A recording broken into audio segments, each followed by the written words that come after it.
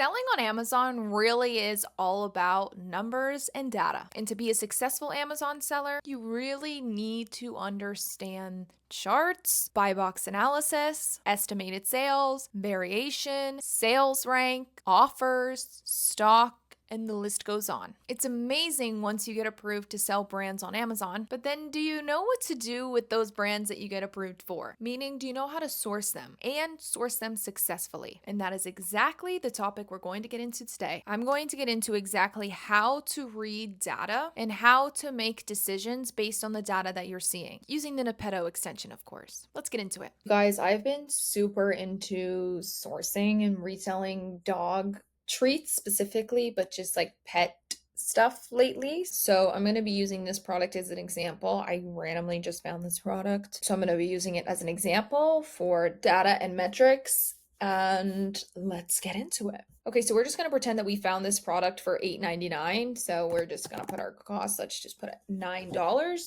in the cost price. I'm using the Nepeto extension to look at this data. So just think of it, if you're super into retail arbitrage, then just think of it like you just scan this product, or if you obviously are super into online arbitrage, then you're very, very familiar with this. First things first, sales rank. Now, when it comes to sales rank, I talked about this a little bit, but I feel like your sales rank could be different for every single category. And I also feel like for the most part, it's not that deep. Of course, right?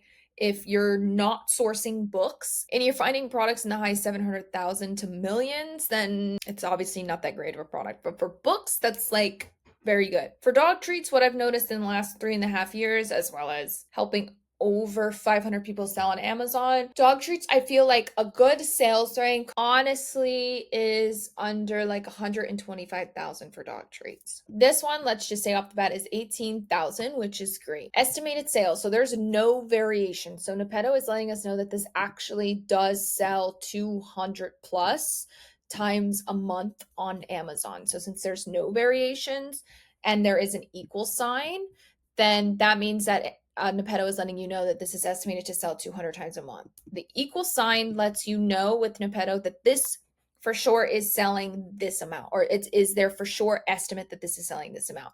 If there was a light bulb, you would just click on the light bulb and you would be able to see what Nepeto thinks that this product does actually sell a month. We're profitable. All of this looks great. I could sell it. No IP issues. All of this right now at surface level looks great. Now let's get into more of the data points. And again, this is just my own personal opinion and style and way of sourcing what I like to look at, what I like to focus on, and like what I like to do. So teach its own. Once this kind of checks out for me on surface level, I then go down immediately to the offers table. The offers table is going to tell you all of the sellers, how many sellers, and how many units they have in stock. So up here, once you when you scan it or when you see this, it's letting you know that there are 12 people selling this product. Offer means sellers. So there's 12 other sellers selling this product on Amazon. So there's 12 sellers. That's great. That's under what I personally like, which is usually around 20. And now it's all about the stock, right? So this person has 387 units in stock. That's a lot of units. This person has 94 in stock. That's a lot of units at 26. Then this person has 79 units in stock at 26. There are a finite amount of sellers, but I would say these sellers have a good bit of units in stock. However, this does say that it sells 200 times a month. So let's just say, for example, that this Nepeto was letting you know that this product actually only sells 50 times a month with no variations. Since there's no variations at surface level, maybe the 50 times a month would be solid.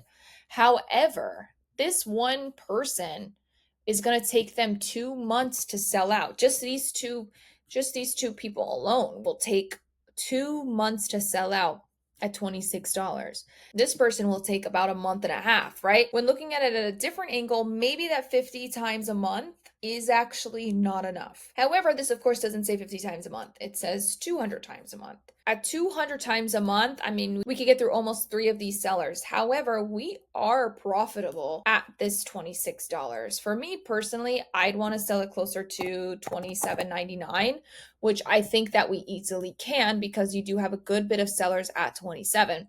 However, you just have a good bit of people with stock less than $27.99. So then you would have to think of it as, okay, it sells 200 times a month.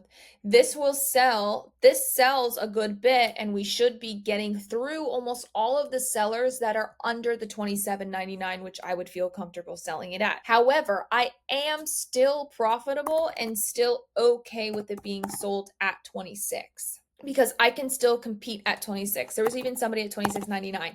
I can still compete at 26.99. Not only do I like to look at the no variations to estimated sales at surface level, but you also need to start looking at your variation estimated sales a month with different perspectives and comparing it to the sellers and their amount of stock and their price, because you always want to be able to be competing and be at your okay profit with these other sellers, because your product will not move if you're not in a competing range. So you always just want to look at estimated sales in comparison, yes, to variations, but if there's no variations, then you always want to be comparing it to the amount of sellers and their stock. Can I be a part of it filtering and moving through? Can I compete with these other sellers? Am I comfortable and profitable at the price maybe of the seller who has the most amount of units, right? These are all different perspectives for you to be thinking about when it comes to variations and estimated sales. Now, for me, once the variation and estimated sales check out, which honestly for this product it does. Now, when it comes to pricing, for me personally, I really only care about the buy box. What has the buy box been? What is the buy box currently? What does Amazon like as a buy box? What do they constantly pull within the past year? What is Amazon favoring? And what are the customers comfortable paying? Where we would get our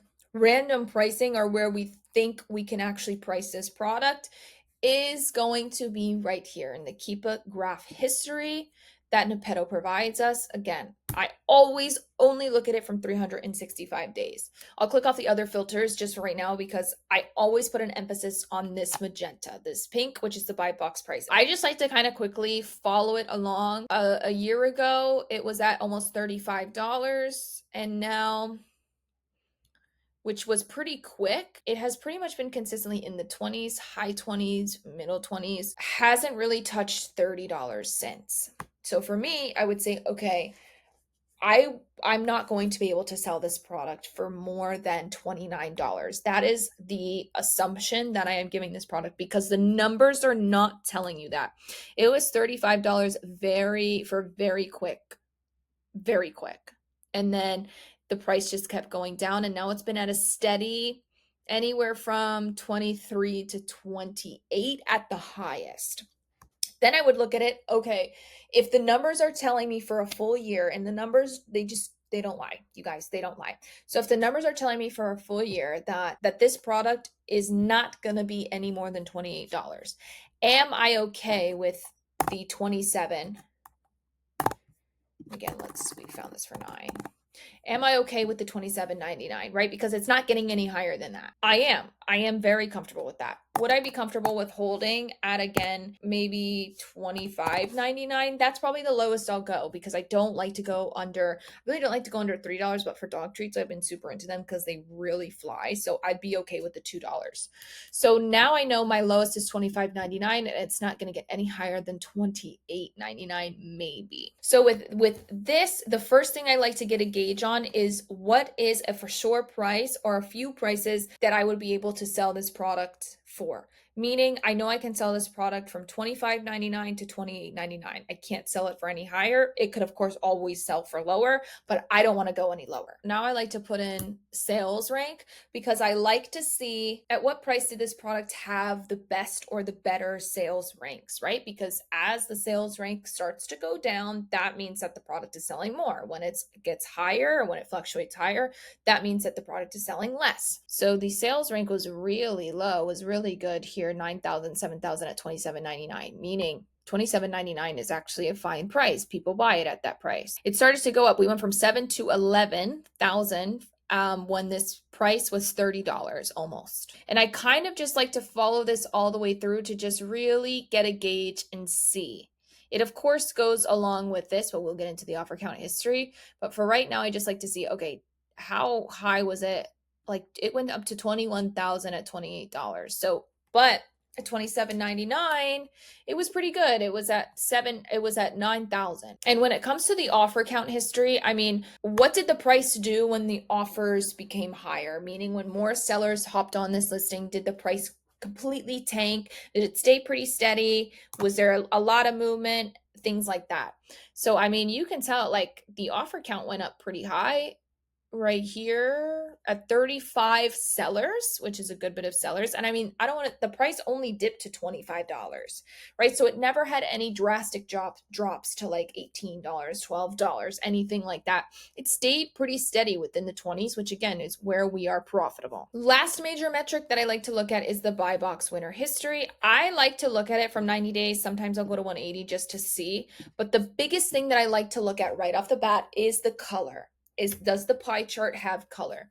This color meaning this, right? Because all these different colors that Nepeto shows you are just literally different sellers. So we want to see all of these colors. Why? Because that means that Amazon is doing a very good job of sharing the buy box for this product, meaning everybody's eating on this product. Once I see a bunch of color and that all checks out, then I like to kind of just glance at this, right? Because I want to see what price is being favored the most for the buy box. Again, $26.99 to $27.59, right? It's not hitting that $28.99. It's not hitting that $29.99. And then I just like to kind of look at it again from the last 30 days just to kind of see, was there any crazy drops?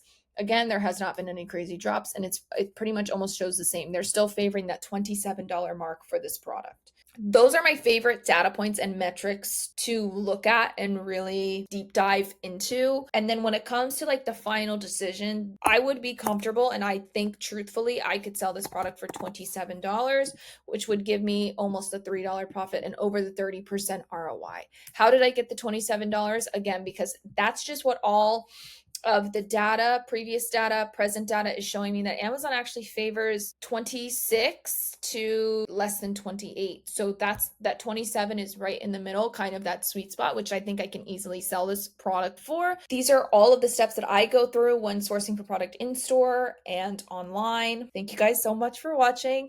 Make sure to please like, share, comment, and subscribe. And as always, let's keep finding and flipping.